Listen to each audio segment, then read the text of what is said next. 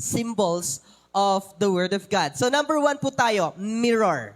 The Word of God is a mirror that reflects who we are in Christ so that we can see ourselves as He sees us and we can continue to grow into His likeness. Alam ko naman po lahat tayo ay nagsasalamin. Sino po pumunta dito, bago mag-church, nagsalamin po muna siya?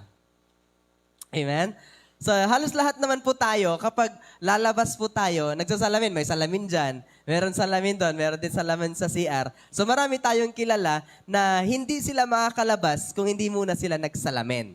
Okay? Sabi ng Bible, dahil kung nakikinig lang ang isang tao sa salita ng Diyos, pero hindi naman niya tinutupad ang sinasabi nito, katulad siya ng isang taong tumingin sa salamin, na pagkatapos makita ang sarili ay umalis at agad kinakalimutan ang ayos niya. So dito sa part na ito, marami kasi mga Kristiyano na ang ginagawa po nila, when they read the Word of God, ang iniisip nila, ay itong binabasa ko na ito ay para kay Osmar. Itong binabasa ko na ito ay para kay AJ. Itong binabasa ko na ito ay para sa taong ito. Kasi siya ay makasalanan. Siya ay ganito yung ugali na, ganito yung itsura niya, ganito yung siya. Okay? So, alam niyo po ba na ang ibig sabihin ng symbol ng Bible ay mirror. So, ang tinitignan mo sa mirror mismo ay sarili mo. Are you getting my point?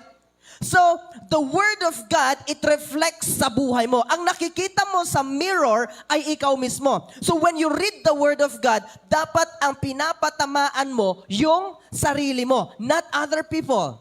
Many Christians nowadays, when they read the Bible, ang pinapatamaan nila ay ibang mga tao. But remember this, kapag babasahin mo ang salita ng Diyos, it reflects who you are in Christ.